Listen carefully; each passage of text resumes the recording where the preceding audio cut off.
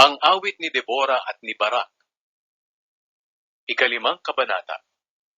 Nang araw na iyon na sila'y nanalo, umawit si Deborah at si Barak na anak ni Abinoam. Ito ang awit nila.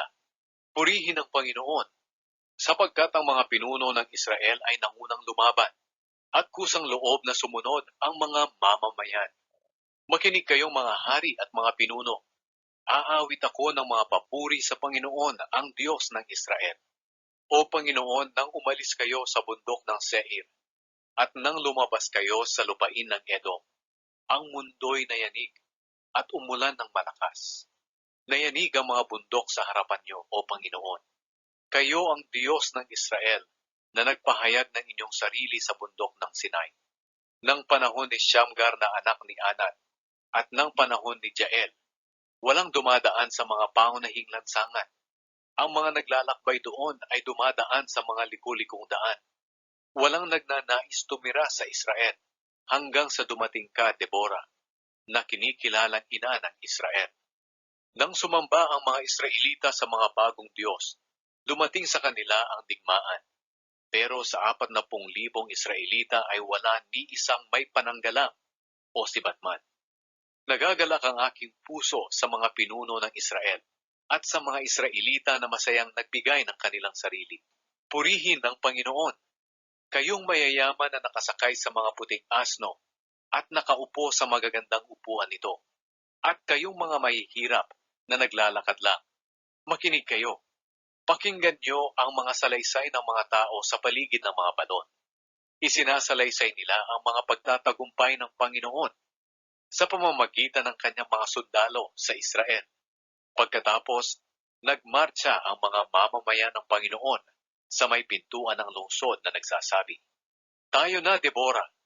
Lumakad tayo habang umaawit ng mga papuri sa Diyos. Tayo na, Barak na anak ni Abinoam. Hulihin mo ang iyong mga bibihagin.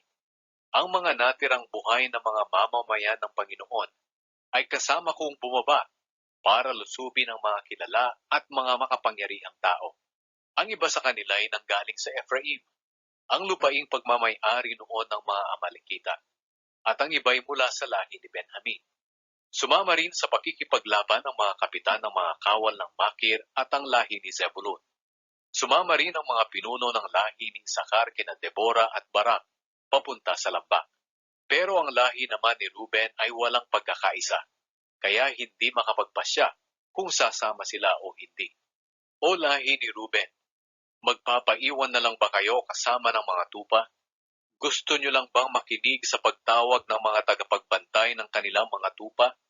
Wala talaga kayong pagkakaisa, kaya hindi kayo makapagpasya kung ano ang dapat ninyong gawin.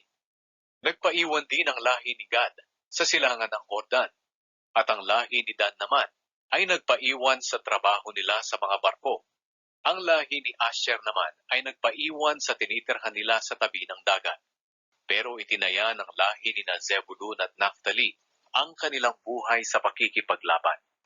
Dumating ang mga haring Kananeo at nakipaglaban sa mga Israelita sa Taana, na nasa tabi ng ilog ng Megido, pero kahit isang pilak ay wala silang nasapsap. Hindi lang ang Israel ang nakipaglaban kay Sisera, kundi pati rin ang mga bituin. Inanod sila sa lambak ng Kishon, ang napakatagal ng lambak. Magpapatuloy ako sa pakikipaglaban sa pamamagitan ng lakas ng Panginoon. At ngayon, maririnig ang yabag ng mga paa ng mga kabayo. Pagkatapos sinabi ng anghel ng Panginoon, "Sumpain ang Meros. Sumpain kayong mga naninirahan dito dahil hindi kayo tumulong na makipaglaban ng Panginoon sa mga makapangyarihang tao. Higit na mapalad si Jael na asawa ni Heber na Kineo, kaysa sa lahat ng babae na nakatira sa mga tolda. Nang humingi ng tubig si Sisera, gatas ang kanyang ibinigay na nakalagay sa mamahaling sisidlan.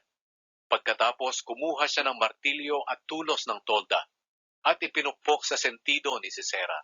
At namatay si Sisera na nakahandusay sa paanan ni Jael. Nakamasid sa bintana ang ina ni Sisera, na hindi mapakali, at nagtatanong kung bakit hindi pa dumadating ang kanyang anak.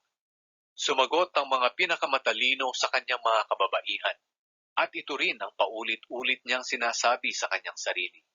Baka natagalan sila sa pangunguha at paghahati ng mga bagay na nasamsam nila sa kanilang mga kalaban.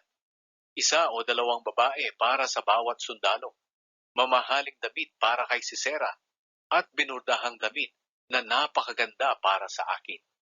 Kaya malipol sana ang lahat ng kalaban mo, O Panginoon, pero ang mga nagmamahal sana sa inyo ay matulad sana sa pagsikat ng araw na sobrang liwanag.